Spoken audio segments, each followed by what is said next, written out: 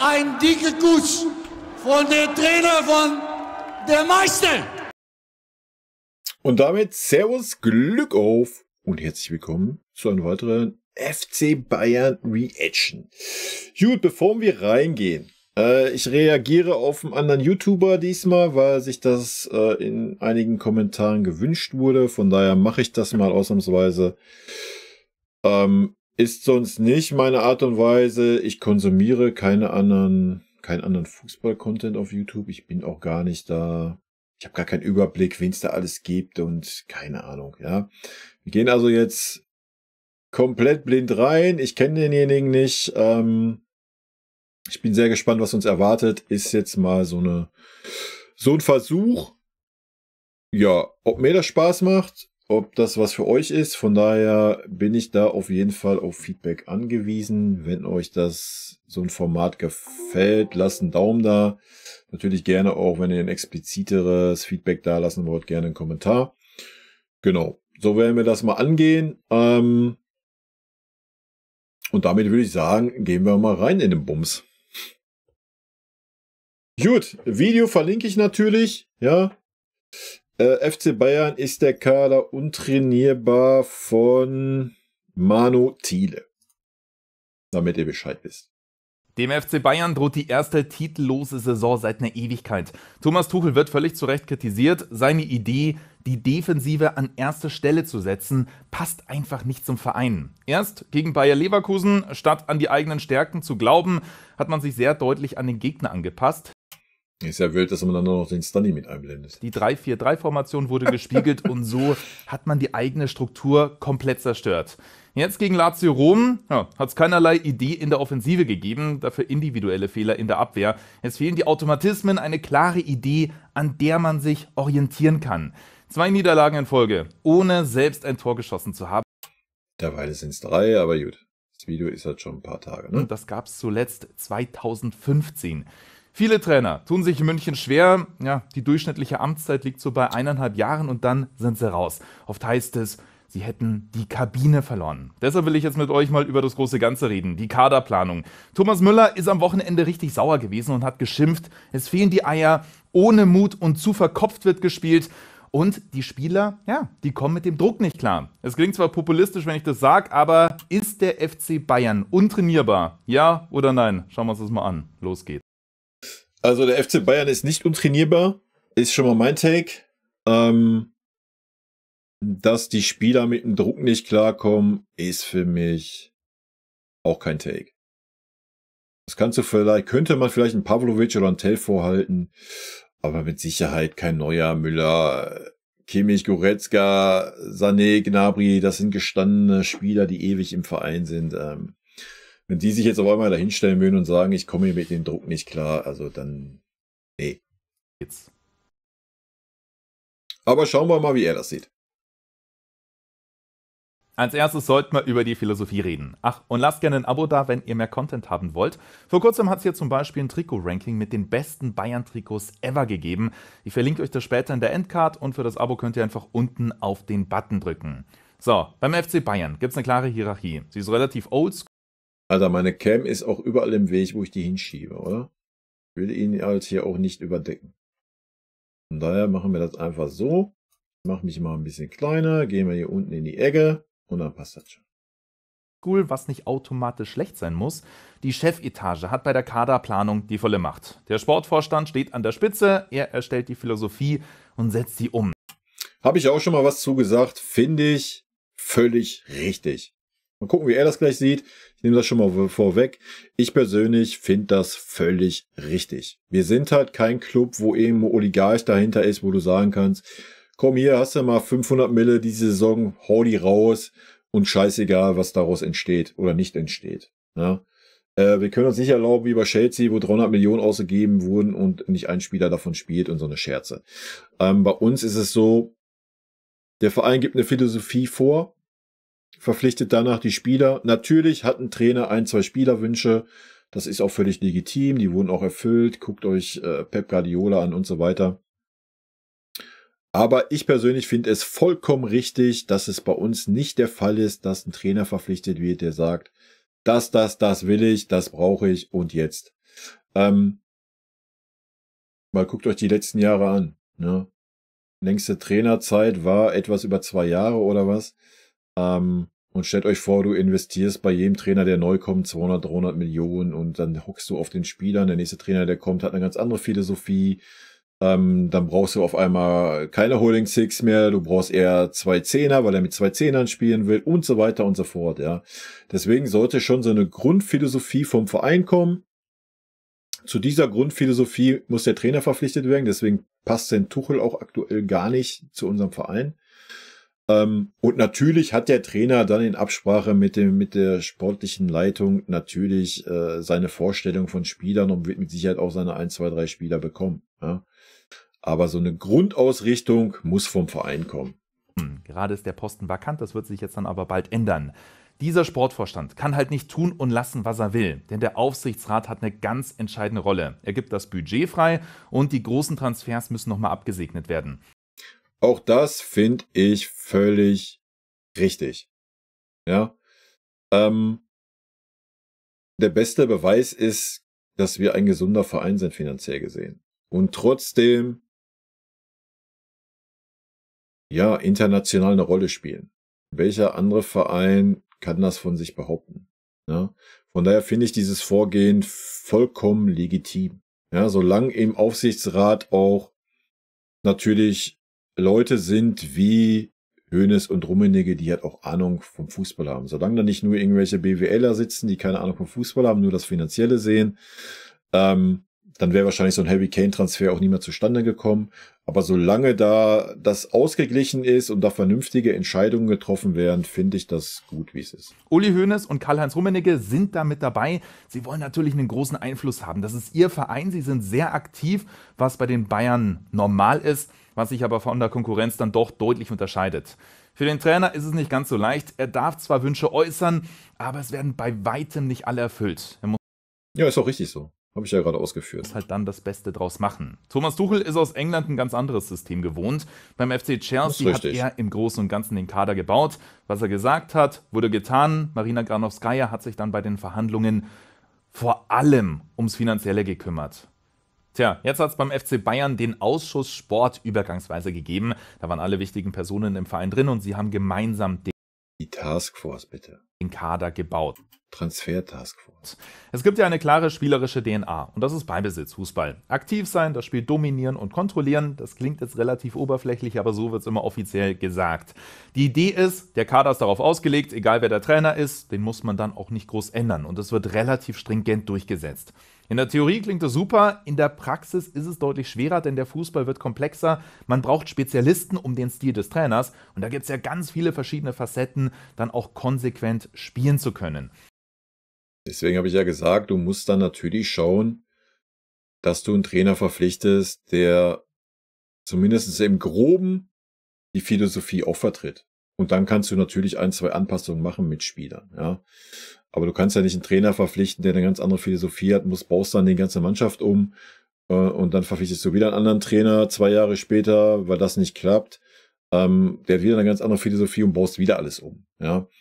Das haben wir eigentlich bisher gut gehandelt, wie ich finde. Und deswegen bleibe ich dabei, dass es einfach ein Missverständnis war mit Tuchel. Tuchel hat analysiert, das größte Problem ist die defensive Absicherung, da hat er auch recht gehabt. Also er muss Stabilität reinkriegen. Die Idee war, eine Holding Six zu verpflichten, also einen Spieler, der das Zentrum dicht macht und die Position hält.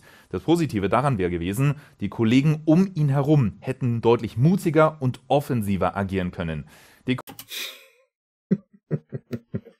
Ich weiß nicht, ob Kimmich noch mutiger und offensiver agieren kann, wie er es eh schon tut, wenn er diese Sechser spielt. Ja, und Leon Goretzka, I don't know. Ich sehe Goretzkas Stärke jetzt auch irgendwie nicht, da vorne irgendwo rumzudümpeln.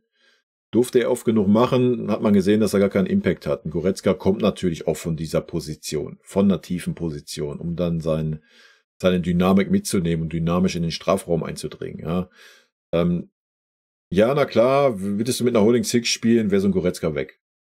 Der wäre außen vor, weil dieser Spielertyp dann einfach nicht mehr passt. Ja. Ich gehe mit, was er sagt. Ob das die richtige Geschichte für den FC Bayern ist, weiß ich nicht.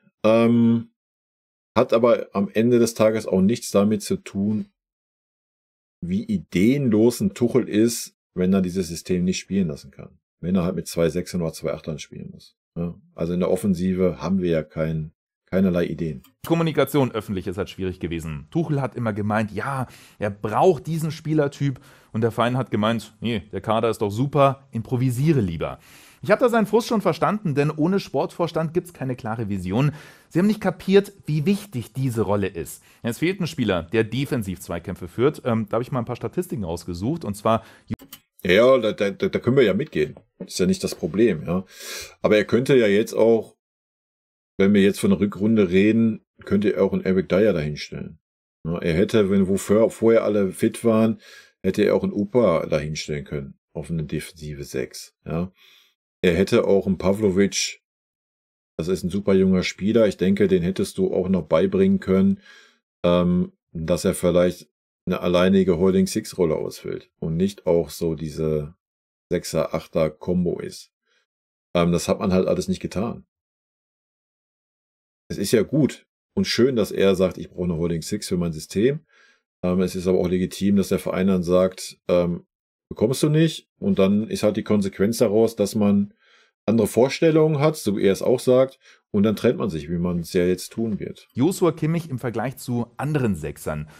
Declan Rice, Casemiro, Palhinha. Ja gut, das sind auch Vergleiche, Alter. Das ist ja, komm, wir brauchen ja jetzt nicht darüber reden. Ich meine, wir sehen jetzt da ganz klare Sechser. Und dann sehen wir Kimmich. So, ich glaube, wir brauchen nicht mehr darüber reden oder analysieren, dass ein Kimmich einfach kein Sechser ist. Das war er auch noch nie. Ja. Wann hat ein Kimmich mal alleine in dieser Sechser-Position gespielt? Tut er ja nicht. Er spielt immer in einer Doppel-6 oder in einer Doppel-8, wie man es nennen möchte. Aber das ist natürlich, sorry. Also dieser Vergleich, das wäre ja so, als würde ich, keine Ahnung.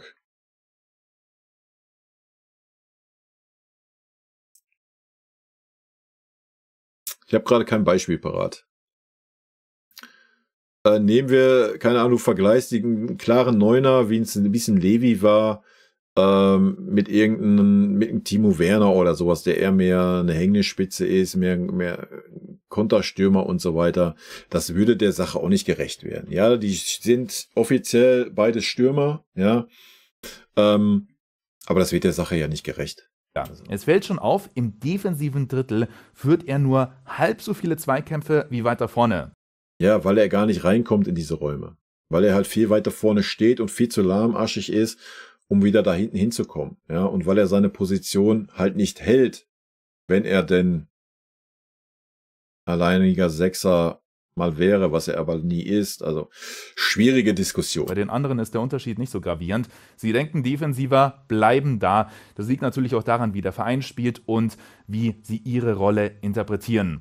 Naja, aber auch, weil sie klare Sechser sind. Ja, so, das ist ein Kimmich halt nicht. So, da hat der Tuchel ja vollkommen recht gehabt mit diesen Aussagen.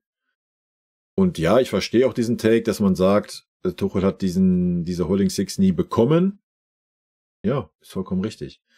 Aber er hätte halt andere Lösungen suchen können, anstatt zu sagen, ja gut, dann stelle ich einen Kimmich dahin. Ja. Im Best Case bräuchte man jemanden, der Kimmich den Rücken frei hält. Am Deadline Day hat es dann plötzlich die Info gegeben, oh, Joao Palhinha ist da, er wird doch noch geholt. Am Ende ist es gescheitert, weil Fulham so kurzfristig keinen Ersatz gefunden hat. Ohne diesen klassischen Sechser tut sich Tuchel wirklich schwer, diese Defensive zu stabilisieren. Ich habe mal zum Vergleich die Bundesliga-Statistik ausgesucht. Vorsaison, aktuelle Saison. Jetzt hat man sogar ein Tor mehr kassiert. Dafür sind die Expected Goals Against ein bisschen geringer. Das ist aber wirklich nur... Wow. Also hat dieses ganze Theater, was ein Tuchel veranstaltet hat, null gebracht. Ja. Außer, dass unser Fußball super grottig geworden ist. Nur minimal, es hat sich nicht wirklich verbessert. Wir wissen, der FC Bayern hatte in den letzten Jahren immer wieder Probleme mit der Absicherung. Im Kader fehlt die Balance. Es gibt zu wenige Spieler zentral, die defensiv denken. Mein Gefühl ist, der FC Bayern muss sich generell ein bisschen stärker anpassen, dem Trainer mehr Macht geben, denn in Zukunft sollte man checken, was braucht er, um erfolgreich zu sein? Bei Bayer Leverkusen hat man das mit Xabi Alonso 1:1 so gemacht und bei Man City läuft das schon seit vielen Jahren so. Pep Guardiola hat dadurch auch die Champions League geholt. Man sollte auch mal Wünsche erfüllen und eben nicht nur streiten, bis es irgendwann zu spät ist. Das wäre eine modernere Hierarchie. Fühle ich den Take, habe ich ja gerade auch gesagt. Ich sehe das auch, dass man einem Trainer 1, 2 Spieler zugestehen sollte. Allerdings muss man fairerweise auch mal sagen, dass die Holding Six-Geschichte jetzt nichts damit zu tun hat, wie ideenlos und grottig unser Offensivfußball ist. Ja. Wie gesagt, diese Holding Six-Geschichte, alles gut, verstehe ich vollkommen. Haben wir oft genug analysiert, dass der Sechserraum nicht besetzt ist. Dass dadurch die Innenverteidiger rausrücken müssen, dann fehlt der Innenverteidiger, haben wir jetzt erst wieder im letzten Spiel gesehen in Bochum, was dann passiert.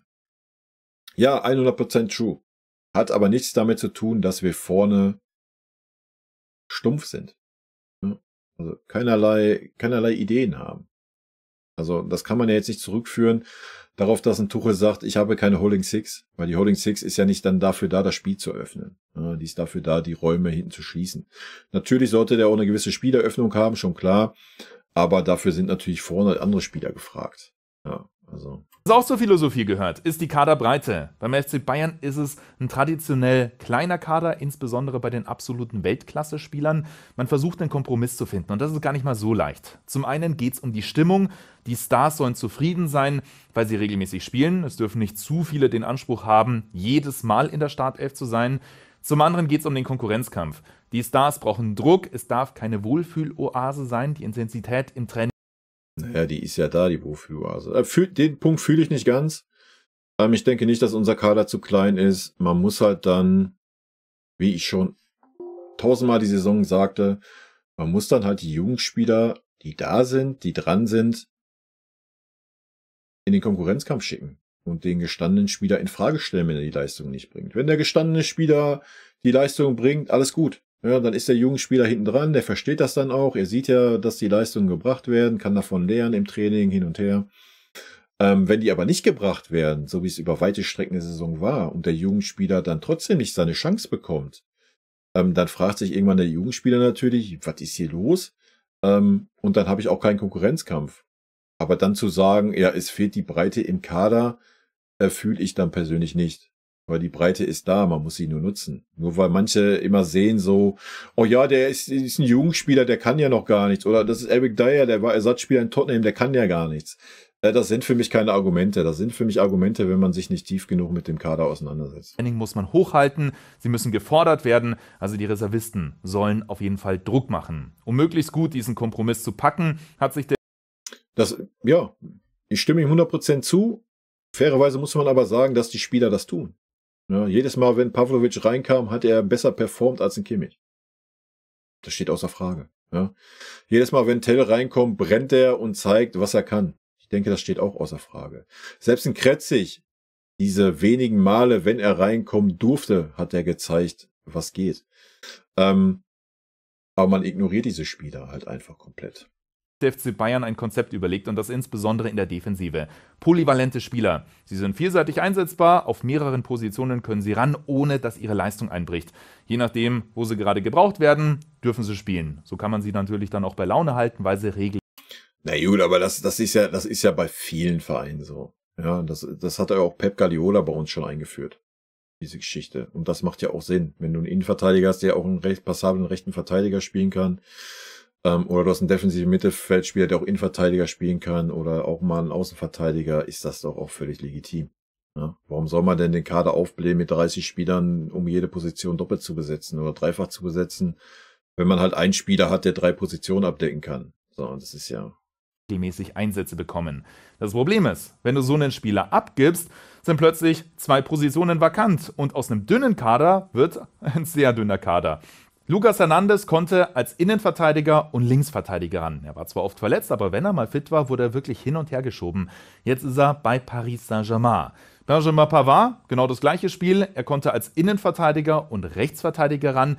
Er war genervt, hatte ich das Gefühl, weil er lieber dauerhaft innen spielen wollte. Und deshalb ist er weg. Ja, jetzt spielt er bei Inter Mailand. Wer keinen Bock auf den Verein hat, soll gehen. Das ist schon okay. Das Problem darin ist, dass auf dem Transfermarkt dann zu wenig gemacht worden ist. Nee. Das Problem ist, dass man Stanisic abgegeben hat, weil der Trainer gesagt hat, ich möchte diesen Spieler nicht. Das ist das Problem. Weil auch ein Stanisic kann Innenverteidiger und Rechtsverteidiger spielen. Wäre also der 1:1 Ersatz gewesen für Benjamin Pavard. Ganz einfach Kiste, aber Tuchel wollte ihn nicht. Deswegen wurde er abgegeben. Das ist das ganze Problem. Und dann hat man halt gesagt, oder Tuchel hat gesagt, ich möchte unbedingt Kyle Walker haben. Der hat dann aber keinen Bock gehabt. Wegen, was weiß ich, angeblich privaten Sachen mit seinen 10 Frauen, die er besitzt. Fühle ich nicht ganz diesen Take. Linksverteidigerposition fühle ich gar nicht, weil wir haben mit dem Guerrero einen weiteren Linksverteidiger geholt. Alles gut. Und wir hatten Kretzig im Kader, der in der Jugend auch Linksverteidiger gespielt hat. Also die Position war sogar dreifach besetzt. Das fühle ich nicht. Rechtsverteidigerposition, vollkommen richtig. Es war ein absoluter Fehler, Stani abzugeben. Am Ende des Sommerfensters hatte man noch 3 Innenverteidiger, einen Rechtsverteidiger und 2 Linksverteidiger, die die sportliche Qualität besitzen, wirklich zu helfen. So kann man auf Verletzungen oder Sperren nicht reagieren, man kann die nicht auffangen, sondern muss positionsfremd Spieler aufstellen. Es ist natürlich schwer, polyvalente Spieler zu finden und zu verpflichten, aber hier hat die Weitsicht gefehlt. Was ich zeigen will, ohne sie ist so ein dünner Kader viel zu riskant. Thomas Tuchel hat bestimmt Ideen gehabt, wie man die Bayern defensiv stabilisiert, aber das klappt nicht, wenn der Kader... Die Ideen hat er gehabt, indem er eine Holding Six wollte. Das ist seine Idee, nichts anderes. Ja. Oder halt eine Dreierkette. So, die Option hat er mit dem Eric Dyer bekommen, die hat er vorher nicht gehabt, stehe ich 100%ig mit. Aber was mich hier ein bisschen stört, ist das völlige Außenvorlassen von Jugendspielern. Also soll man denen einfach die Qualität absprechen, weil sie jung sind? Das verstehe ich nicht. Das ist derselbe Take, den Tuchel bringt. Ja, den fühle ich nicht. Kader zu dünn ist und der Spielertyp, den man braucht, fehlt. Die Bayern geben die Philosophie vor. Der Kader ist unrund und Mitschuld hat das ganze Chaos im Sommer, als Brazzo und Kahn gefeuert worden sind. Versteht mich bitte nicht falsch. Dass der Kader unrund ist, gehe ich mit. Ja, das haben wir ja auch schon analysiert nach der letzten Saison, dass viele Spieler halt einfach zu satt sind und so weiter. Da gehe ich mit. Dass der Kader nicht rund ist, dann mit der Fehler mit Stanisic oder wenn man ihn abgibt, dass man dann auf jeden Fall noch einen Rechtsverteidiger verpflichten muss, steht außer Frage. Da gehe ich auch mit. Aber nochmal, diese Takes, diese ganzen Aussagen, die getroffen werden, der Kader ist zu klein und sowas. Sorry. Fühle ich nicht. Ob da jetzt ein durchschnittlicher internationaler Spieler auf der Bank sitzt oder ob da ein hoffnungsvolles Talent wie ein Tell oder ein Pavlovic sitzt, ist für mich ein und dasselbe. Ich fühle diesen Take nicht. Ja, klar kann man dann sagen so, ach ja, die Spieler, die sind zu schwach. Die können es nicht. Wenn dem so wäre, ja. Ja, dann kann man das kritisieren. Dann kann man sagen, ja, die jungen Spieler haben nicht die Qualität, um da zu sitzen. Wenn ein Spieler ausfällt, gesperrt ist, haben die nicht die Qualität, das zu übernehmen. Dann würde ich 100% zustimmen. Aber genau das Gegenteil ist ja der Fall. Die Spieler haben ja nachgewiesen, dass sie diese Qualität haben. Nur sie werden dann halt nicht so behandelt, als wären sie Teil dieses Kaders. So hat man zumindest das Gefühl. Ja. Und dass das hier gerade so außen vor gelassen wird, dass sie gar nicht genannt werden als Alternativen, finde ich ein bisschen schade. Die Entlassungen waren komplett gerechtfertigt, aber mit diesem Transfergremium konnte man auf dem Markt nur noch reagieren, statt zu agieren. Das hat unstrukturiert gewirkt. Defensiv ist die Spitze und die Breite schwächer als in der Vorsaison. Es hat den Verein gelähmt und die Konsequenz ist, dass der Kader, wie gesagt, nicht ausbalanciert ist.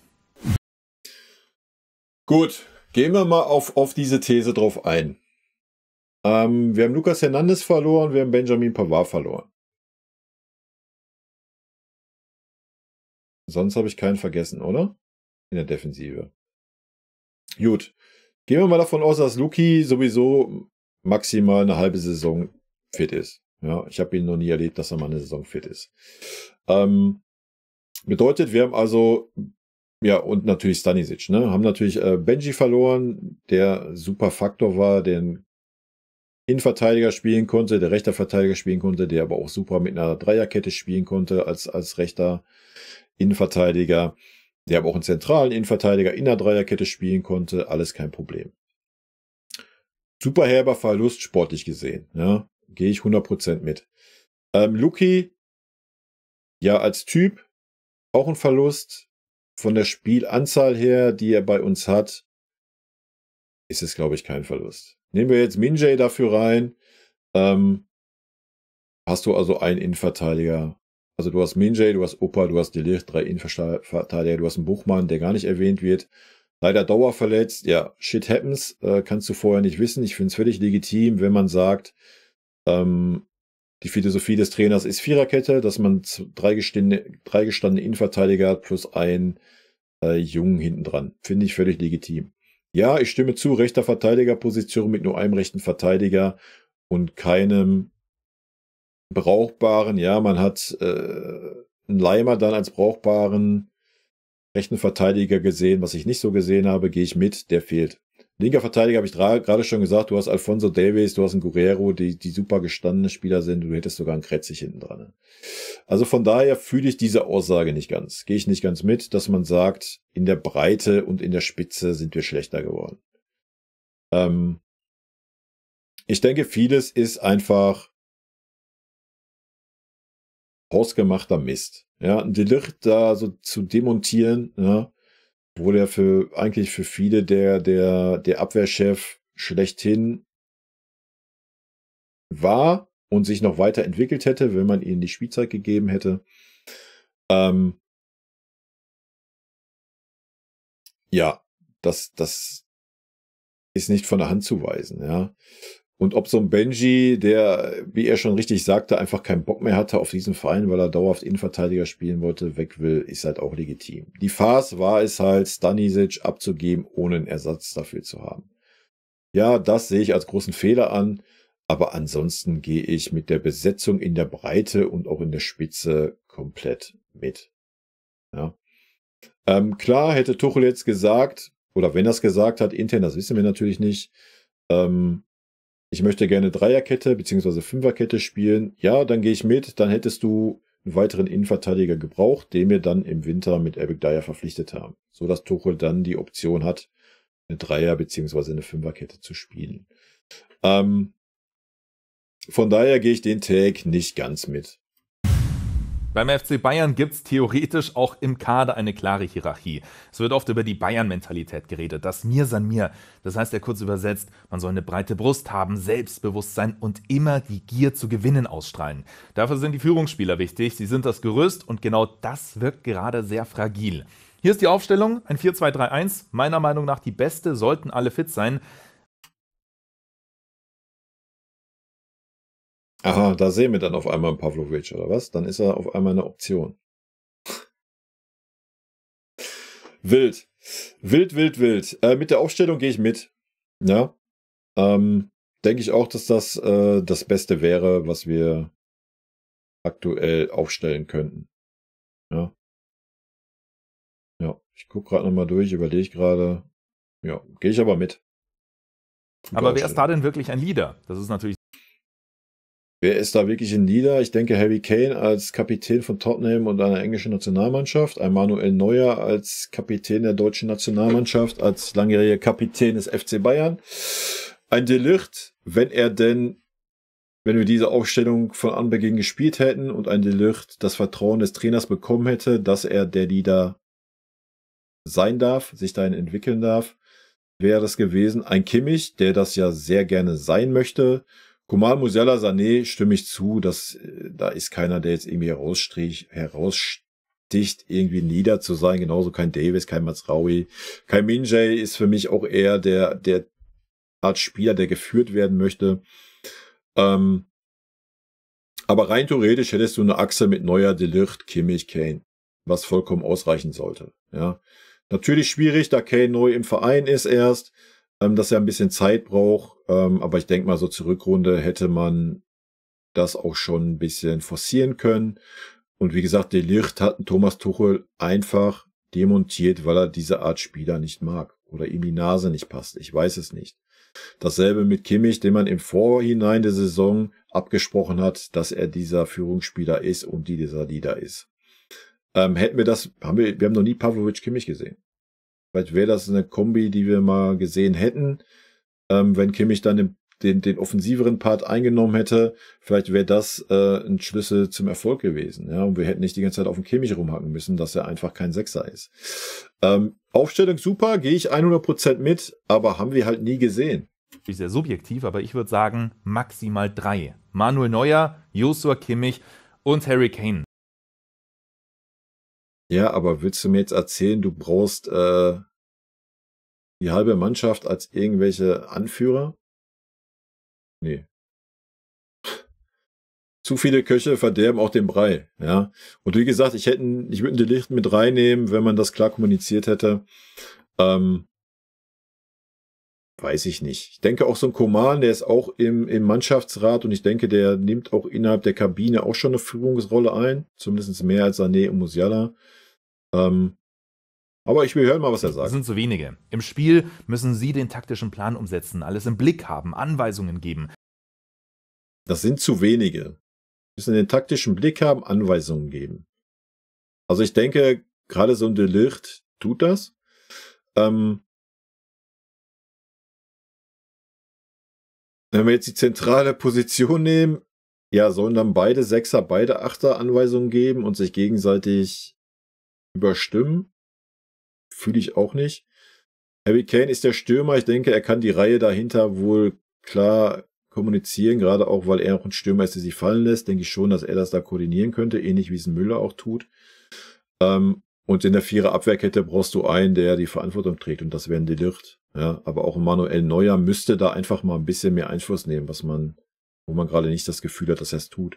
Aber jetzt zu sagen, wir brauchen 2 Innenverteidiger, die dann darum konkurrieren, wer jetzt recht hat, wer da was führt, oder 2 im defensiven Mittelfeld, weiß ich nicht. Fühle ich nicht wirklich den Take. Also ich denke, wenn man eine Achse hat, sollte das locker reichen.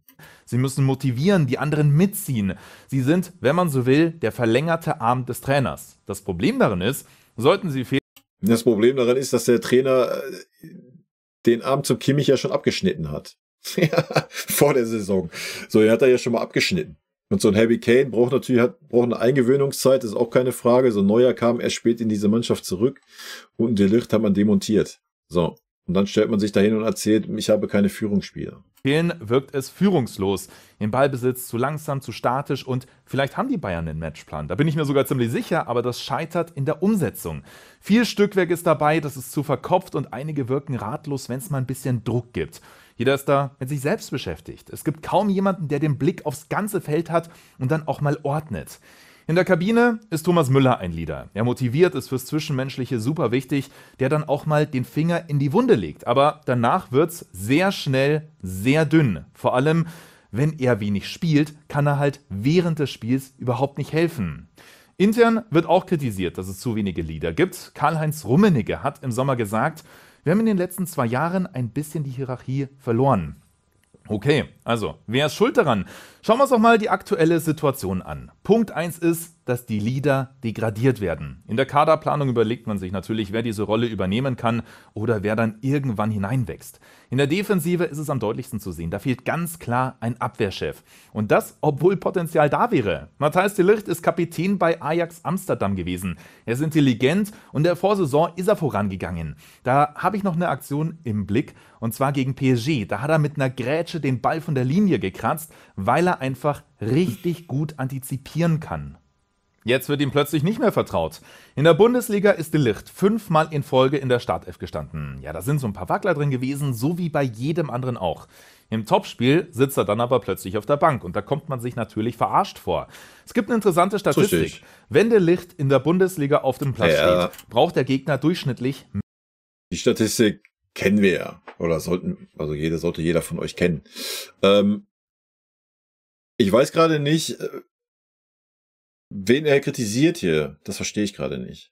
Also, mir fehlt so er ist da, erzählt alle Fakten auf, wo ich ihm zustimme, völlig zu Recht. Aber dann sag doch mal, wer daran schuld ist. Vielleicht kommt's noch, ja, vielleicht greife ich zuvor oder was, aber das ist gerade, was mich ein bisschen verwirrt. Mehr Minuten, um Tor zu schießen. Also defensiv passt es eigentlich. Das Problem ist, im Ballbesitz versucht er seltener vertikal zu spielen, sein Aufbau ist ein bisschen langsamer und er setzt die spielerischen Elemente nicht so um wie gewünscht. Aha. Im Gegensatz zu Zu Upa oder Min-Jae Kim. Min-Jae Kim, der im Aufbauspiel jeden zweiten Ball verliert. Upa, der auch keinen Diagonalball hinbekommt. Also ich denke, von den dreien hat De Ligt schon mal den besten Diagonalball, wenn wir von Ala Boateng reden. Ich weiß jetzt nicht, ist das seine Meinung oder ist das die Meinung, die er gelesen hat und wiedergibt? Ist mir gerade ein bisschen zu undurchsichtig, leider. Den Eindruck kann man zumindest bekommen. Und da ist schon ein Muster zu sehen. Aha. Also ich habe den Eindruck nicht. Bei Tuchel bekommt man das Gefühl, dass er mit allen unzufrieden ist. Er ist eben nicht mehr schockverliebt wie am Anfang. Er degradiert andauernd die Leute. Joshua Kimmich ist fit und trotzdem sitzt er im Topspiel auf der Bank. Thomas Müller kassiert Sprüche so nach dem Motto, hey, das heute war kein Spiel für ihn. Und das, obwohl er immer wieder wichtige Impulse setzen kann. Sie können dem Fußball mit und ohne Ball eine Struktur geben und trotzdem verzichtet er darauf. Vielleicht unterschätzt er die Konsequenzen, denn die Spieler müssen an den Trainer glauben. Sie müssen an seine Idee vom Fußball glauben. Ja, mein Eindruck ist, dass viele das eben nicht tun und das sieht man dann an den Leistungen. Es gibt ein Führungsvakuum im Kader. Es gibt zu wenige Führungsspieler, die dann auch wirklich auf dem Platz sind.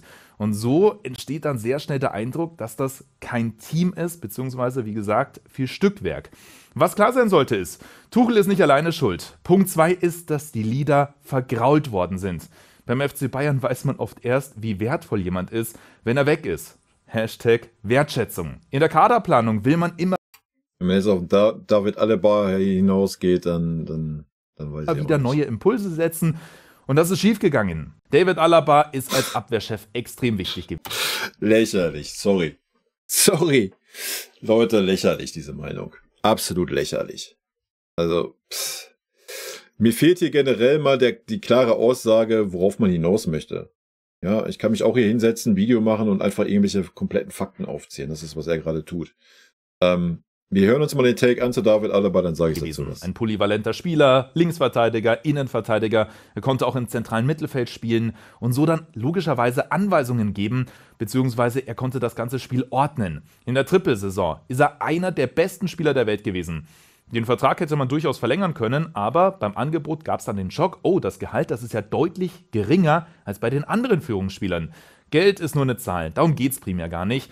Was viel wichtiger ist, ist die Hierarchie. Und die Bayern-Bosse haben gezeigt, du bist uns weniger wert als der Rest. Deshalb ist Alaba ablösefrei zu Real Madrid gegangen, um dort nochmal die Champions League zu gewinnen. Die Bayern haben in den letzten Jahren absurd viel in die Defensive investiert. Allein was... Finde ich völliger Schwachsinn, den Take. Jedem seine Meinung, alles gut, wenn er diese Meinung hat. Ich habe diese Meinung gar nicht. Ja, wenn man sich mal ein bisschen zurückerinnert, könnt ihr gerne auf meinen Kanal gucken, Video zum Alaba. Nein. Ja, das sind Aussagen, die in irgendwelchen Zeitungen stehen. Das ist, was er hier gerade wiedergibt. Ich sehe hier keinerlei eigene Meinung, die sich auf irgendwas gebildet hat. Zu sagen, David Alaba hat die Wertschätzung gefehlt. Leute, was ist das bitte für ein Take? Was ist das bitte für ein Take? Es kann mir doch keiner erzählen, dass ein David Alaba nicht die Wertschätzung in diesem Verein bekommen hat, die ihm zusteht. Also nein. Es ging um Geld. Was hat denn David Alaba gemacht? Er hat sich, bevor überhaupt die Verhandlungen stattgefunden haben, die sonst immer er und sein Vater geführt haben, hat er sich Pini Zahavi geholt, der uns vorher bei Lewandowski ausgenommen hat wie sonst was. Ja. Den Take hat David Alaba gebracht. Ja. Mit welchem Hintergedanken denn? War das der Hintergedanke? Oh, ich habe hier aber zu wenig Wertschätzung. Ich fühle mich hier nicht wertgeschätzt. Ja, er durfte ja sogar dann Innenverteidiger spielen, war dann sogar im Gespräch fürs defensive Mittelfeld, was ja seine Traumrolle war und so weiter. Wenn man aber dann irgendwann den Hals nicht voll bekommt, ja, weil man halt keine 20 Millionen verdient. Ja, ich gehe mit, dass manche Spieler zu viel Gehalt bekommen haben für das, was sie leisten. 100% true. Würde ich gar nicht widersprechen. Aber wenn man dann die Pistole auf die Brust gesetzt kriegt von so einem Spieler, der so verdient ist in diesem Verein, dann hat der Spieler sich nicht zu wundern. Sag ich euch, wie es ist. Ja, dann hat er sich nicht zu wundern. Ich denke nicht, dass man gesagt hat, weißt du was, David, ich weiß nicht, was waren im Gespräch, 17 Millionen oder sowas damals. Das hat ihm nicht gereicht. Das jetzt so zu verkaufen, man vergrault seine Führungsspieler. Sorry. Fühle ich persönlich nicht. Mag von außen gesehen vielleicht, wenn man nicht so im Bayern-Thema ist, kann man das vielleicht so sehen. Aber ich denke, er ist ja im Bayern-Thema. Also. Aber gut, jeder hat natürlich eine andere Meinung. Das ist meine Meinung. Gehe ich komplett nicht mit, was das Thema Alaba angeht. Was die Ablösen angeht. Über 300 Millionen Euro. Keiner von ihnen hat nachhaltig diese Rolle übernehmen können.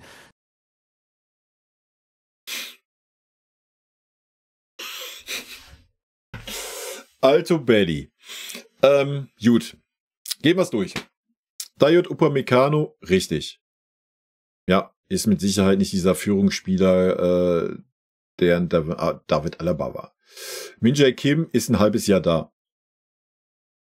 Lucas Hernandez hätte dieser Spieler sein können, wenn er nicht ewig verletzt gewesen wäre. Ja? Deswegen wurde er dann ja auch abgegeben. Gehe ich mit. Benji Pavard ist gar nicht in dieser Rolle zu sehen oder gar nicht eingeplant. Er war als rechter Verteidiger eingeplant. Ja, Sascha Boye ist, 3 Wochen da. Bounazar, ich weiß gar nicht, warum der da mit auf dieser Liste steht. Also auch jetzt hier diese Überdramatisieren fühle ich nicht. Ja, man hat einen De Ligt verpflichtet, der dieser Leader ist. Der dieser Leader über 10 Jahre gewesen wäre, wenn man dann nicht den Trainer verpflichtet hätte, der ihn komplett demontiert hat. Ja, dass wir natürlich dazwischen ein Vakuum hatten, dass ein Opa das nicht kann, ja, gehe ich 100% mit, ja, stimme ich ihm voll zu. Aber dieses, weiß ich, tue ich mich schwer gerade mit. Das ist mir alles zu sehr aufgebauscht, was hier erzählt wird. Das ist ein Fehler der Bosse. Sie haben gesehen, okay, ein Leistungsträger ist weg, ohne dann einen Blick darauf zu haben, wer fängt das denn auf? Nicht nur sportlich, denn kicken können die alle, sondern insbesondere charakterlich. Das hat man unterschätzt und das sieht man jetzt. Natürlich kann man das viel Nee, das hat man nicht unterschätzt. Man hat einen De Ligt dann verpflichtet, der diese Rolle auch übernommen hat. Außer Frage. Er wurde dann halt einfach demontiert. Das wäre dasselbe, als wäre David Alaba da und dann wäre ein Tuchel gekommen und hätte gesagt, du sitzt nur noch auf der Bank. So wie er es mit Müller macht. Wäre 1:1 dasselbe gewesen. Sorry, den Take verstehe ich. Kritisieren. Wichtig ist, das schnell zu ändern und eine Lösung zu finden. Thomas Tuchel wurde im Sommer darauf angesprochen, ob man denn zu wenige Leader hat. Er hat sich dann auf die Zunge gebissen und stattdessen das hier gesagt, Zitat, wir versuchen, eine Achse zu bilden und Führungsspieler herauszubilden. Ja, sehr diplomatisch. Er hat auch gesagt, ich lehne mich jetzt weit aus dem Fenster, aber Joshua Kimmich und Leon Goretzka sind keine Führungsspieler. Das hat er auch noch gesagt. Zitat. Das Problem ist, dass er halt nur sehr kurzfristig denkt. Bleiben wir mal beim Thema Abwehrchef. Jerome Boateng ist zu dem Zeitpunkt vereinslos gewesen. Er hat ein Probetraining bekommen, der Trainer wollte ihn unbedingt. Er wäre eine Autoritätsfigur in der Kabine gewesen, sein Wort hätte man gehört und das Spiel in der Defensive hätte er auch organisieren können. Aber, und das muss man hier ganz klarstellen, es ist gut, dass der Verein ihm keinen Vertrag gegeben Halleluja. Ich habe drauf gewartet. Sei froh, dass du das gesagt hast. Ich hätte dich jetzt zerrissen. hat. Denn es gibt ja so private Stories mit den Ex-Freundinnen, da ging es um Machtmissbrauch, Untreue und Körperverletzung. So jemanden im Und es ging darum, dass sich eine Frau so weit gedrängt gesehen hat, dass sie Selbstmord begangen hat. Kann man auch ruhig erwähnen in diesem Zusammenhang. Bayern-Trikot zu sehen, das wäre im wahrsten Sinne des Wortes ein Schlag ins Gesicht. Jetzt im Winter hat man eine Alternative gefunden. Eric Dyer, und zwar per Leihe von den Tottenham Hotspurs. Er ist direkt gesetzt und ich habe ihn im Spiel gegen Gladbach ein bisschen beobachten können. Die Präsenz, das Selbstvertrauen, die Erfahrung, das ist schon gut. Das ist genau das, was die Kollegen brauchen. Er gibt ihnen Halt. Auch wenn es spielerisch noch nicht so ganz passt, er spielt beispielsweise viele lange Diagonalbälle, das wird sich aber noch ändern. Tja, was ich mich frage ist, wie nachhaltig ist das? Er ist natürlich nur eine Notlösung, 30 Jahre alt, bald wahrscheinlich wieder weg. Der FC Bayern ist ein fragiles Gerüst und da braucht man eine langfristige Lösung. Es sind zu wenige.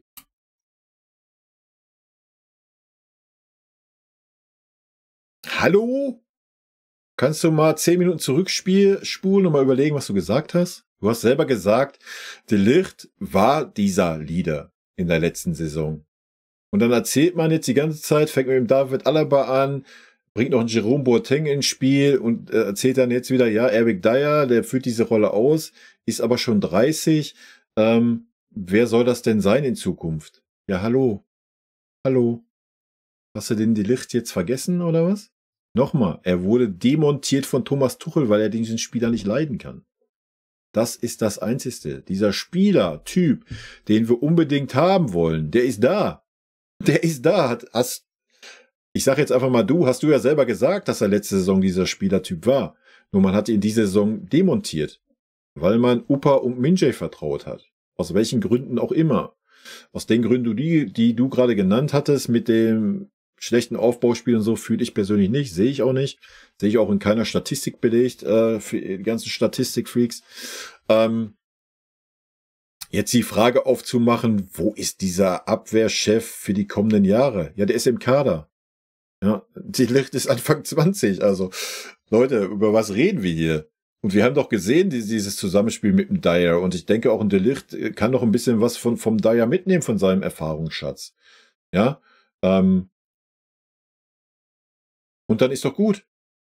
Ja, setzt den De Ligt dahin, stellt ihn den besten Innenverteidiger daneben, der von den dreien gerade die beste Form hat, was aktuell ein Eric Dyer ist. Eric Dyer nimmt auch nochmal mehr Verantwortung, sieht man ganz klar im Spiel, bin ich 100% bei ihm. Aber du hast doch diesen Spieler in deinen Reihen. Und dieser Spieler hat doch jetzt nur mit Abwanderungsgedanken zu kämpfen gehabt, weil Thomas Tuchel ihn komplett ignoriert. Was sollen wir das Fass denn jetzt aufmachen und uns hier hinstellen und sagen, wir brauchen einen Abwehrchef, wir müssen einen Abwehrchef verpflichten. Der ist da. Punkt. Lieder da und dadurch fehlt eine klare Hierarchie. Es gibt eine Unsicherheit, insbesondere in der Defensive, viele individuelle Fehler und mit dem Druck kommen einige nicht klar, die knicken dann ein. So entsteht dann auch schnell der Eindruck, dass da keine echte Einheit auf dem Platz steht. Der FC Bayern definiert sich über Ballbesitzfußball. Dominant sein, ständig die Kontrolle haben. Und genau. Ist das Thema jetzt abgehakt oder was? Die Abwehrgeschichte. Nochmal. Diese Abwehrgeschichte, über die wir jetzt hier schon 14 Minuten geredet haben, hat ja null damit zu tun, dass wir komplett unkreativ in der Offensive sind. Ja, eine Holding Six kannst du da vielleicht noch mit reinnehmen, dass er einen Teil des Aufbauspiels mit beeinflusst. Aber erstens sind nicht unsere Innenverteidiger dafür da, den Spielaufbau zu beeinflussen. Und ich denke, gerade die Bälle von Eric Dyer waren mal erfrischend zu sehen. Ja, wir haben vorher extra deswegen das Beispiel David Alaba gebracht und Jerome Boateng. Genau dadurch, die haben dadurch unser Aufbauspiel aus der Innenverteidigung definiert mit diesen Diagonalbällen. Ja, dass man mal eine Seite überlädt, dann der Ball zum Innenverteidiger zurückgeht und der dadurch einen schnellen Flankenwechsel zum Beispiel macht. Und Fazit ist jetzt von ihm, wir haben keinen Abwehrchef. Wir sind nicht weitsichtig genug und wir haben nur Spieler da hinten, die dem Druck nicht gewachsen sind.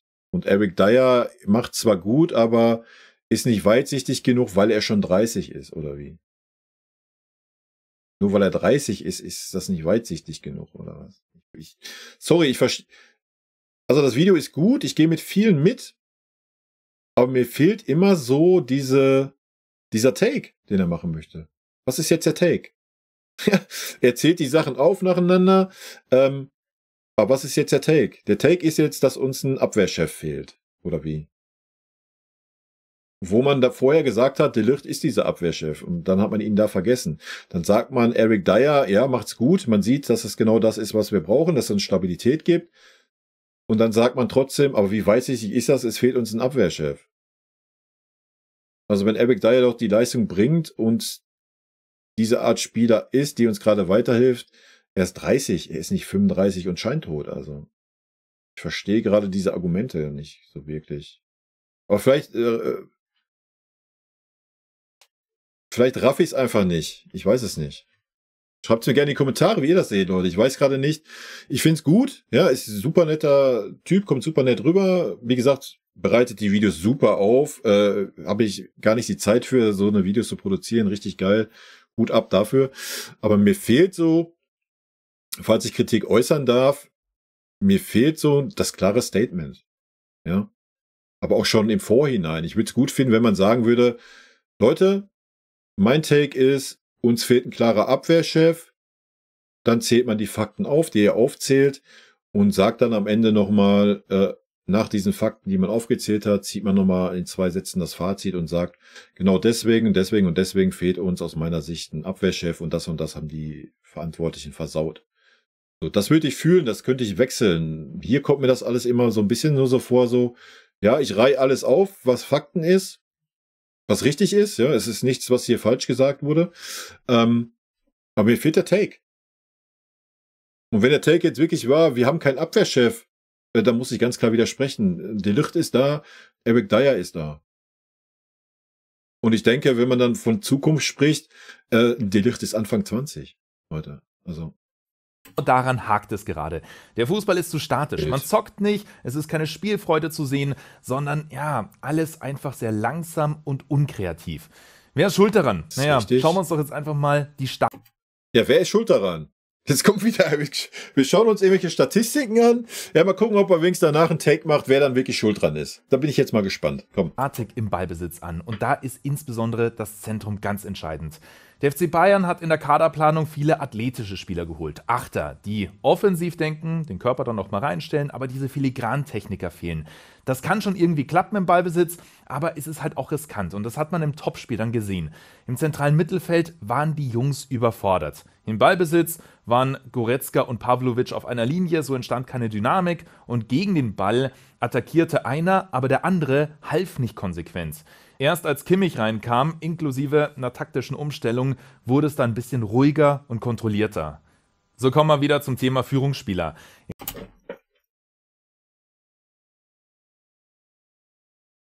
Wisst ihr, was ich meine? Er macht den Punkt auf, wer ist schuld? Dann sagt er wieder, die Fakten, die stimmen, gehe ich 100% mit. Ja, aber wer ist denn jetzt schuld? Ist jetzt Kimmich schuld? Ist jetzt Goretzka schuld? Ist jetzt Pavlovic schuld? Ist der Trainer schuld, weil die falschen Spieler aufstellt? Ist die Vereinsführung schuld, weil sie keine Holding Six verpflichtet hat? Wer ist jetzt schuld? Bin verwirrt. Im Kader gibt es ja theoretisch jemanden, der hätte in diese Rolle wachsen können, aber Anspruch und Realität klaffen da ganz weit auseinander. Leon Goretzka ist im Training vor kurzem sehr laut gewesen, schrie da, ich dreh durch, ey. Da ging es um einfache Ballverluste seiner Kollegen, die hatten ihn gestört und das war eine öffentliche Einheit. So, und dann liefert er im Topspiel so eine Leistung ab. Ja, da merkt man einfach, er tut sich spielerisch selbst. Also ich finde es gerade echt schwierig. Nee, mach ich am Ende des Videos. Ich habe mal die Pässe pro 90 Minuten rausgesucht. Joshua Kimmich ist natürlich die ganz klare Nummer 1 mit dem Schnitt knapp 82. Leon Goretzka und Alexander Pavlovic sind auf einem okayen Level dahinter. Das sind die am häufigsten zentral gespielt haben. Deshalb habe ich die mal ausgewählt. Was ist denn grundsätzlich wichtig? Naja, sie müssen miteinander harmonieren, kombinieren und den Ball auch mal laufen lassen. Was krass ist, bei dieser Kombi, Goretzka-Pavlovic, haben ja zuletzt immer wieder zusammen gespielt, geht man ja immer wieder 2 Spiele. Automatisch davon aus, dass der erfahrene Spieler führt. Aber mein Gefühl ist, dass er nicht in diese Rolle wächst. Also die Pässe bleiben von der Anzahl und von der Qualität auf einem gleichen Level. Es geht ja zusätzlich dann noch ums Freilaufen, ums richtig positionieren und dann Ideen im Spielaufbau zu haben. Ja, das Problem ist, ein strukturiertes Kurzpassspiel ist mit diesem Kader so nicht möglich, meiner Meinung nach. Leon Goretzka ist eher ein Box-to-Box-Spieler. Der sucht die offensiven Räume, geht ins vordere Drittel, wartet da und im Spielaufbau hat er nicht seine Stärken. Sollte er sich nämlich mal zurückfallen lassen, gibt es den Druck des Gegners und da trifft er oft falsche Entscheidungen bzw. macht sehr leichte Fehler. Gehe ich mit, zum Teil. Ich gehe nicht mit zu sagen, Leon Goretzka ist ein Spieler fürs letzte Drittel, steht da und wartet da auf die Bälle. Da gehe ich nicht mit. Box-to-Box-Spieler, richtig. Aber unterm Box-to-Box-Spieler versteht man ja keinen Spieler, der im letzten Drittel steht und auf irgendeinen Ball wartet. Das ist Schwachsinn. Also den Take gehe ich nicht mit. Leon Goretzka hat seine Stärke, wenn er aus der tiefen Position kommt. Ja? Wenn er den Raum vor sich hat, wenn er 20, 30 Meter gehen kann, mit seinem Antrieb, mit seiner Dynamik, wenn er dann einen guten Ball spielt, wenn er dann aber weiter durchzieht, in den 16-Meter-Raum reingeht und da entweder im 16-Meter-Raum präsent ist, wenn wir mal mit Flanken spielen sollten, was wir nicht tun, er dann da wäre zur Stelle, um Kopfball zu nehmen, oder aber auch er im Rückraum dann stehen bleibt am 16-Meter-Raum, er hat eigentlich auch einen ganz guten Schuss, und dann da einnetzen kann. Oder wenn er seine Dynamik ausspielt, 20, 30 Meter geht und das Ding einfach mal aufs Tor nagelt. Das sind die Stärken von eines Leon Goretzkas.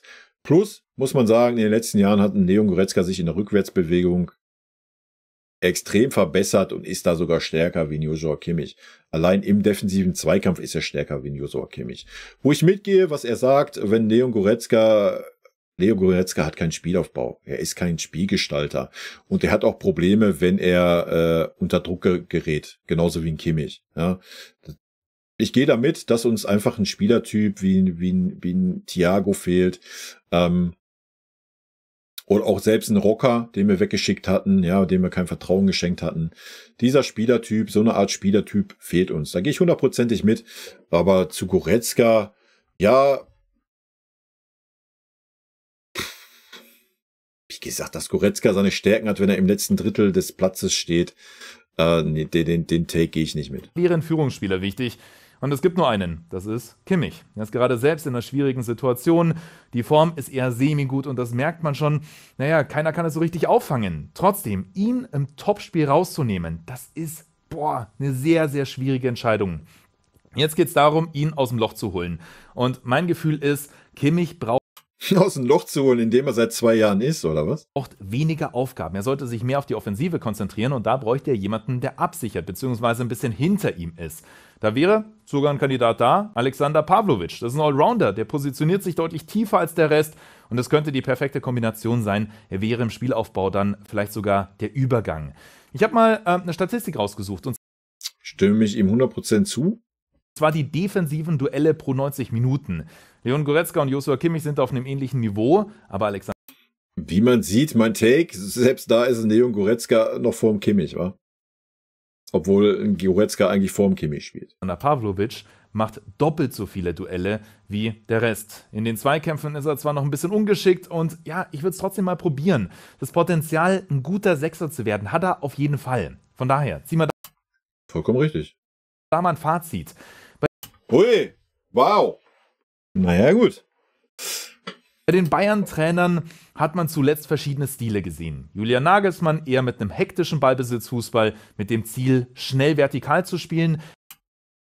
Hektischen Ballbesitzfußball, das fühle ich nicht. Ja, wir waren auf schnelle Ballgewinne aus, wir waren auf Pressing aus. Aber hektisch das zu nennen, weiß ich nicht. Hektisch verstehe ich was. Aber ist okay, da müssen wir uns ja nicht dran aufhängen. Ich weiß schon, was er meint. Das Defizit im geregelten Spielaufbau überhaupt nicht aufgefallen, weil einfach weniger kombiniert wurde. Thomas Tuchel will einen ruhigeren Aufbau. Das Ziel ist statisch, das Spiel zu eröffnen. Klare Rollen und Positionen sind vorgegeben und so will man sich die Chancen kreieren. Aber hierfür, fehlt einfach die Ruhe und die spielerische Qualität meiner Meinung nach. Da gibt es eine krasse Statistik. Tuchel ist seit 43 Pflichtspielen Bayern-Trainer und hat 10-mal verloren. Nagelsmann wiederum hat für die gleiche Anzahl an Niederlagen 84 Pflichtspiele gebraucht. Es ist schon so, dass jemand als Backup im Kader fehlt, der dem Spielaufbau Struktur verleiht und der die Führung übernimmt, falls Kimmich mal ausfällt oder falls er in einem Formtief ist.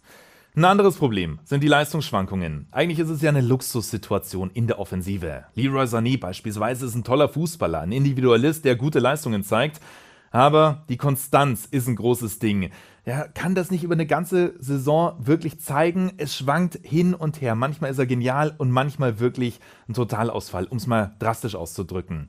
Tuchel mag ihn und meint, er ist halt ein sensibler Spieler. Man muss sich mit ihm beschäftigen und sich um ihn kümmern. Ja, aber eigentlich sollte man sowas doch intern in der Kabine regeln. Sich gegenseitig motivieren, anstacheln, aber anscheinend passiert das nicht. Ein Beispiel gegen Bayer Leverkusen, der erste Gegentreffer, für mich das Paradebeispiel. Der Einwurf wird schnell ausgeführt, Sané pennt, verteidigt nicht richtig, lässt dann frei flanken und das ist der Start einer Fehlerkette. Tja, und was passiert? Goretzka regt sich dann nach dem Gegentor tierisch auf, zeigt mit dem Finger auf ihn und ist richtig wütend. Ja, das verstehe ich ja. Aber warum ist man denn die ganze Zeit so negativ? Baut doch mal den Kollegen auf, unterstützt ihn und macht ihn nicht fertig, denn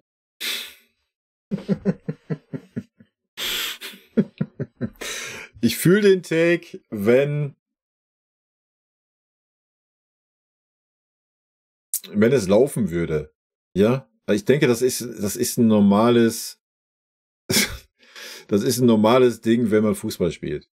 Ja, wenn es läuft in der Mannschaft, man kriegt so ein Gegentor, dann meckert man den Spieler nicht an. Ja, dann geht man hin, wie er es sagt, man nimmt ihn in Schutz, unterstützt ihn, so wie es auch Müller getan hat beim Opa und so weiter. 100% true. Wenn du aber in dieser Phase bist, wo du bist, dass kein Spieler auch nur annähernd Normalform hat, man bis zu diesem Spiel in Leverkusen sich schon durchgeschleppt hat, gegen Bremen verloren hat, nur grottige Spiele gezeigt hat, dann so viel Druck da ist in diesem Topspiel und dann jemand so fahrlässig, der den Anspruch hat, ein Weltstar zu sein, agiert. Ich glaube, dann ist es völlig normal, dass man nicht hingeht und sagt, ach Leroy, alles gut, ist nicht schlimm, holen wir schon auf, weil wir gerade so stark sind. Nee, dann ist man so weit, dass man den zusammenpfeift, dass uns dieser Spieler auf die Verliererstraße gebracht hat. Und das muss man auch mal abkönnen. Denn insbesondere in dieser Situation haben so viele Spieler gepennt und es gab mehr als einen Fehler. Das ist richtig, ja. Auch die komplette Viererkette war noch im Nummerland. Stimme ich ihm 100% zu. Ja. Bei Sané ist der Charakter halt so, wie er ist. Ja, er kriegt es nicht in den Griff, konstant zu spielen. Das ist definitiv eine Schwachstelle im Kader, wenn diese intrinsische Motivation fehlt. Er braucht immer Hilfe von außen, um auf den Peak zu kommen. Ja, und dann haben wir noch ein anderes Problem und das sind die Verletzungen. Das kommt ja in dieser Saison noch dazu. Der FC Bayern hat richtig viel Pech. Ich habe eine Statistik rausgesucht. Ich predikte mal, dass das nicht nur Pech ist. Und zwar in der Hinrunde die Verletzungen. Im Schnitt ist ein Spieler 35 Tage ausgefallen. Das ist der Spitzenwert in der Bundesliga. Naja, in dieser Rangliste ist man zwar relativ oft weit oben mit dabei, aber so schlimm war es schon lange nicht mehr. Zum Vergleich, in der Vorsaison hatte man eine Ausfallzeit von im Schnitt 23,5 Tagen und da war man auf Platz 9 in der Rangliste. So ist es halt schwer, sich wirklich einzuspielen. Am heftigsten hat es die Defensive getroffen. Man konnte keine 2 Spiele in Folge mit der identischen Kette antreten. Leon Goretzka ist in der Champions League gegen den FC Kopenhagen plötzlich nach hinten gerückt. Von seiner Statur her passt es schon, er ist körperlich robust, in der Innenverteidigung kann er sich da behaupten und man hat ja auch kein Gegentor kassiert, von daher eine solide Leistung von ihm. Nonstop ist man am Improvisieren, es wird alles über den Haufen geworfen und Kontinuität geht so gar nicht. Alternativ kann man auch über den Rechtsverteidiger sprechen, wobei es da vor allem daran lag, dass man einen dünnen Kader hat. Konrad Laimer ist ein Teamspieler, eigentlich auch ein zentraler Mittelfeldspieler und will einfach nur spielen. Da hat er ausgeholfen, eigentlich ist er pressing stark, attackiert gerne, hat hohe... Bevor wir jetzt auf Conny Laimer eingehen, wo ich schon merke, das geht ja in dieselbe Richtung wie bei mir, zu dieser verletzten Misere stimme ich teilweise zu, teilweise aber auch nicht. Weil man hat einen De Ligt außen vor gelassen. Ja. Und wir haben die ganze Zeit mit Opa und Min-jae gespielt. Die haben genug Zeit gehabt, sich einzuspielen. Und ein Alphonso Davies hat auch bis zu seiner Verletzung jedes Spiel gespielt.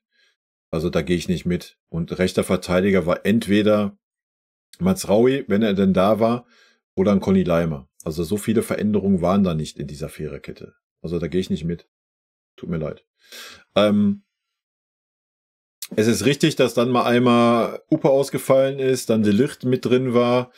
Man dann aber De Ligt auch gleich wieder rausgenommen hat. Ja, De Ligt war dann auch nochmal 2 Wochen verletzt und so weiter. Das stimmt schon. Na klar, haben wir Verletzungspech gehabt. Aber man hat dann auch immer wieder umgeschwenkt, so wie es dann vom Leverkusen-Spiel auch war. Dyer und De Ligt, die beiden Innenverteidiger, die gerade die beste Form hatten, waren super. Nach den 2 Spielen, die sie zusammen hatten, hat das schon wirklich gut harmoniert. Und dann schmeißt man die beiden wieder in die Ecke und holt Min-jae und Opa da rein, ohne jeglichen Grund. Obwohl der eine gerade aus einer Verletzung kommt und der andere gerade einen Tag wieder im Training ist nach dem Asien Cup. Von daher, ja, das sind auch hausgemachte Probleme, die man sich da gemacht hat. Ballgewinne und deshalb ist er da rechts außen völlig verschenkt, weil er nicht direkt dann vertikal in die Spitze spielen kann. Stimme ich dir 100% zu. Ja, ist ja auch mein Take. Man hätte besser einen Kimmich da hinstellen sollen und in der Mitte einen Pavlo und einen Laimer. Dieses Experiment ist wahrscheinlich vorbei. Ja gut, er hat sich verletzt und es ist ja ein Ersatz verpflichtet worden. Da muss man den Trainer auch mal in Schutz nehmen, denn... Nein. Nein. Nein. Du bringst doch gerade selber den Take, dass man da die Stärke eines Conny Laimers wegnimmt. Und man hat einen verfuckten, gelernten Rechtsverteidiger in seiner Mannschaft mit dem Kimmich, der selbst dann schon in der Nationalmannschaft Rechtsverteidiger gespielt hat. Und jetzt will man den Trainer in Schutz nehmen dafür? Nee, der Trainer hätte doch einfach mal die Spieler da tauschen können. Leistungsschwankungen bei den Spielern, die gibt es seit Jahren, egal wer der Trainer ist. Und die Verletzungen, ja, das gab es tatsächlich so selten. Vielleicht braucht man einfach ein bisschen mehr Zeit, um den eigenen Stil zu finden. Es ist auf... Aha, Mehr als 11 Monate, ja. Auf jeden Fall sehr chaotisch, seit Tuchel da ist. Es kristallisiert sich noch nicht so wirklich eine Startelf heraus, die dauerhaft spielt und auf die er setzt. Vielleicht liegt es auch daran, dass man diesen langweiligen Fußball sieht. Beim FC Bayern wird sich jetzt dann etwas in der Chefetage ändern. Ein neuer Sportvorstand kommt. Es ist höchstwahrscheinlich Max Eberl und es gibt einige Dinge, die er anpacken muss. Gehen wir die doch mal kurz durch. Punkt 1 ist, Führungsspieler zu finden. Man braucht eine Achse, um eine klare Struktur zu haben und dann auch Automatismen zu entwickeln. Es laufen einige Verträge 2025 aus, zum Beispiel von Joshua Kimmich. Ob er noch Bock auf die Bayern hat, nach dieser ganzen Kritik, sowohl intern als auch extern, ganz ehrlich, da bin ich skeptisch, denn da geht es mal wieder um Wertschätzung. Thomas Müller und Manuel Neuer sind im Herbst ihrer Karriere, sie könnten sie dann beenden. Sollten die drei wirklich wegbrechen, wäre das ein großes Risiko, gleichzeitig aber auch irgendwie eine Chance, denn ein Vorteil ist, es würde sich eine komplett neue Hierarchie entwickeln. Die jüngeren Spieler könnten aus dem Schatten treten. Jamal Musiala hat schon gesagt, dass er zwar nicht so laut auf dem Platz ist, er will aber mit Leistung die anderen pushen. Also er will ein Leader, er will ein Führungsspieler werden. Negativ ist, ja, es gibt kaum starke Charaktere im Kader. Oder wenn ja, wo sind die? Ich sehe sie zumindest nicht. Man muss den Verein kennen. Dieses Mir san mir ist ja nicht nur eine blöde Floskel, man muss es leben und Identifikation ist wichtig. Das muss man vorleben vor allem. Also, wie man es dreht und wendet, es braucht einen ganz klaren Plan, wie diese menschliche Lücke geschlossen werden soll. Und ich sehe schon die Gefahr, dass der FC Bayern dann führungslos sein wird. Punkt 2 ist die Kader. Nee, sehe ich nicht diese Gefahr. Um das mal klar zu sagen. Natürlich wirst du einen Ersatz brauchen. Kimmich kann meinetwegen, ja, er kann gerne im Sommer gehen. Ne? Musst du halt einen gestandenen Führungsspieler dazu verpflichten, dem dann aber auch die Chance geben, dieser bei uns auch zu sein. Und nicht wieder dadurch hemmen, dass noch ein Neuer und Müller im Herbst ihrer Karriere da sind. Nochmal, ein De Ligt ist für mich absoluter Führungsspieler. Ja, ich denke auch ein Eric Dyer ist ein Führungsspieler. Ich denke ein Harry Kane vorne ist ein Führungsspieler. Ja, ich gehe mit. In der Mitte müsstest du dann, wenn nicht ein Conny Leimer da reinwachsen kann, das wissen wir ja leider nicht, weil er nie zentral spielen durfte, da bräuchtest du dann schon einen, der knallt. Ja, wo man auch weiß, also der geht in diese Führungsriege rein. Gehe ich mit. Manuel Neuer im Tor wird vielleicht ein Verlust in der Kabine sein, kann ich nicht wirklich beurteilen, kann ich mir gut vorstellen. Auf dem Feld, also wenn ich sehe, was Neuer aktuell noch für einen Einfluss nimmt, der super gering ist, was jetzt, wenn wir jetzt über Führung reden, fühle ich das nicht. Aber ja, klar, ein Torwart auf dem Level zu finden, wird super schwer sein. Das wird ein herber Verlust sein, gehe ich mit. Thomas Müller wird auch ein herber Verlust werden, wenn es ums Zwischenmenschliche geht. Auch da gehe ich mit. Sportlich sehen wir es ja aktuell schon. Ne? Da müsste man natürlich einen Harry Kane dann ein bisschen mehr in die Verantwortung nehmen. Das ist, was gerade noch so ein bisschen abgeht, aber der ist jetzt auch noch nicht so lange da. Wenn man ihnen da ein bisschen mehr das Vertrauen schenken würde, glaube ich, würde ein Harry Kane auch noch mehr führen da vorne.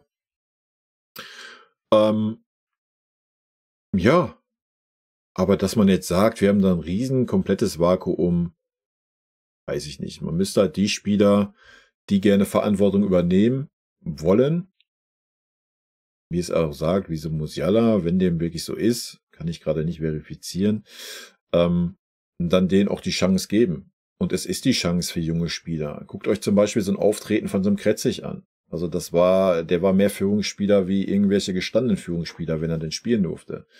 Und so weiter und so fort, ja. Dass wir natürlich 1, 2 Charaktere dann verpflichten müssen, gehe ich 100%ig mit. Aber dass man sagt, so, wir sind da, haben dann gar keine Führungsspieler mehr oder sowas, fühle ich nicht. Es sei denn, man vergrault die alle, dann, ja.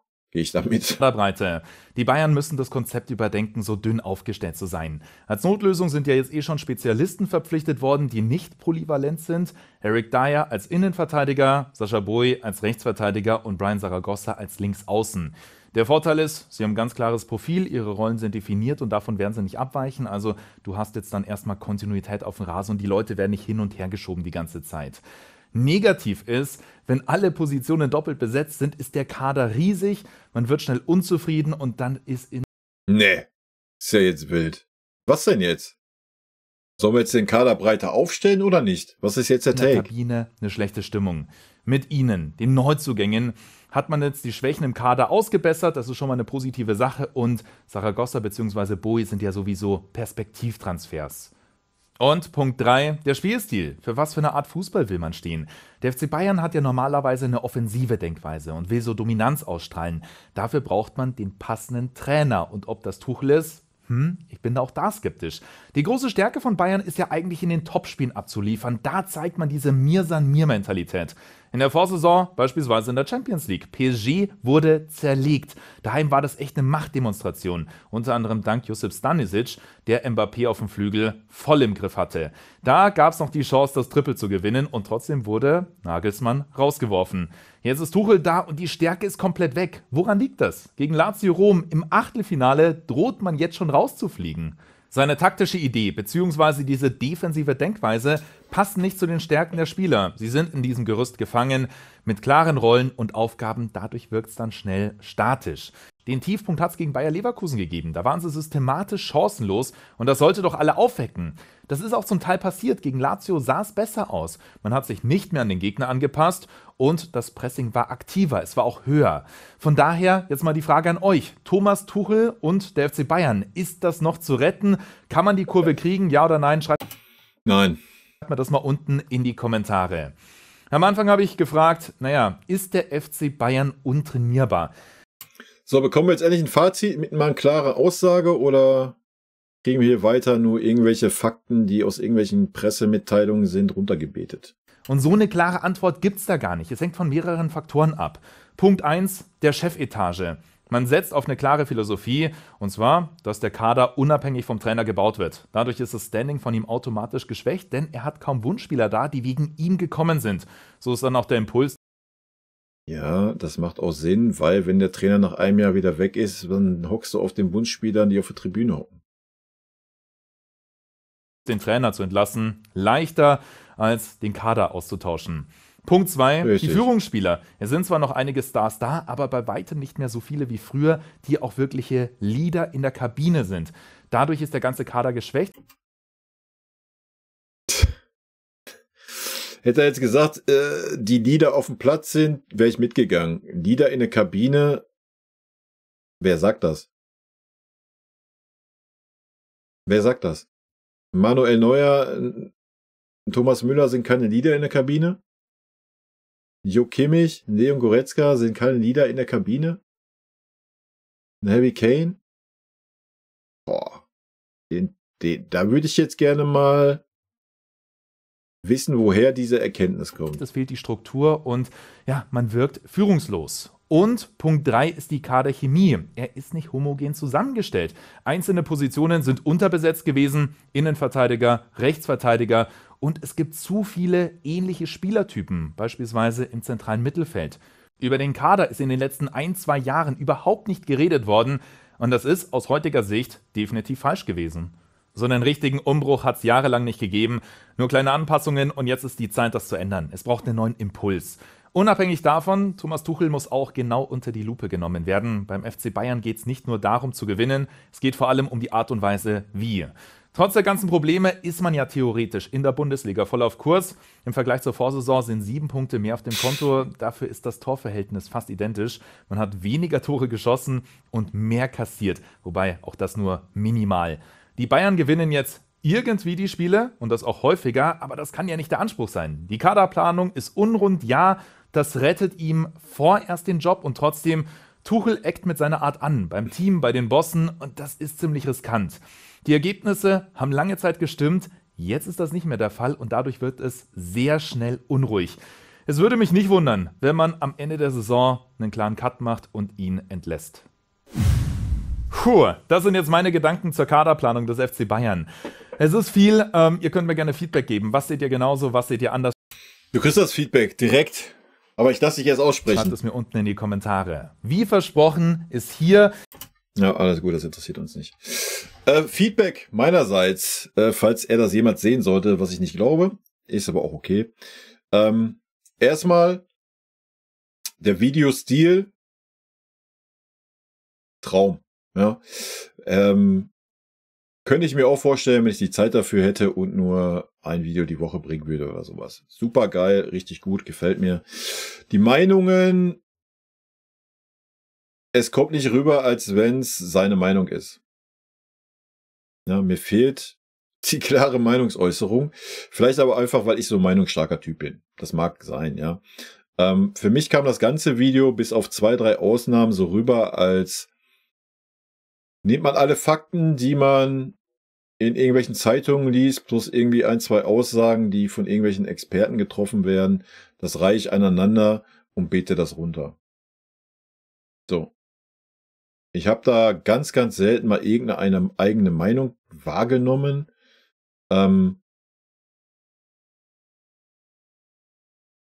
Ja, mir fehlt auch irgendwie so diese,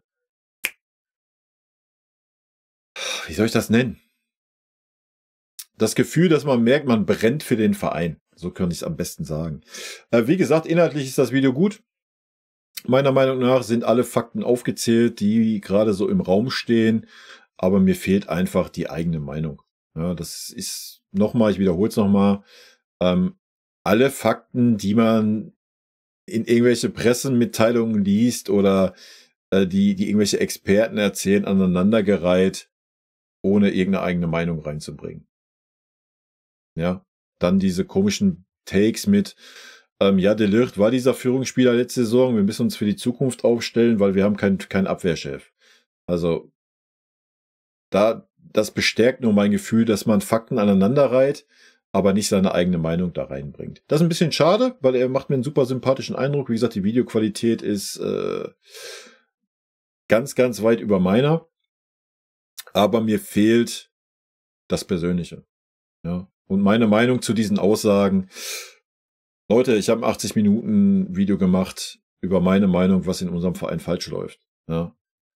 Und zwar meine Meinung und nicht irgendwelche Pressemitteilungen aneinandergereiht. In diesem Sinne, rot-weiße Grüße gehen raus. Wie gesagt, lasst mir gerne Feedback da, ob ihr in Zukunft solche Reactions öfter mal sehen wollt. Jetzt nicht nur auf ihn bezogen, sondern generell auf den FC Bayern bezogen. Sollte ich da die Zeit zu haben, euch das gefallen, kann man das vielleicht das eine oder andere Mal machen. In diesem Sinne, vielen Dank für euren Support. Tschüssi! Vielen lieben Dank, dass ihr euch das Video bis zum Ende angeschaut habt. Vielen lieben Dank für euren Support. Wie immer, lasst gerne einen Daumen da. Ich freue mich auch über jeden Kommentar, der geschrieben wird. Und in diesem Sinne nochmal rot-weiße Grüße gehen raus. Und jetzt zum Abschied noch ein paar nette O-Töne von unseren vergangenen Trainern. Ein dicker Kuss von dem Trainer von der Meister. Was das Allerwichtigste ist, weil wir wissen, dass er ein guter Kerl ist. Wir sind schockverliebt in meine Mannschaft. Also ich fand, das hat Spaß gemacht zu coachen. Ein Trainer ist nicht ein Idiot. Ein Trainer sehe, was passiert im Platz. Dahin bist du eher Trainer und wenn du viele Spiele hast, bist du mehr Coach als Trainer und ich bin schon lieber Trainer als Coach. Geiler Satz. Magic.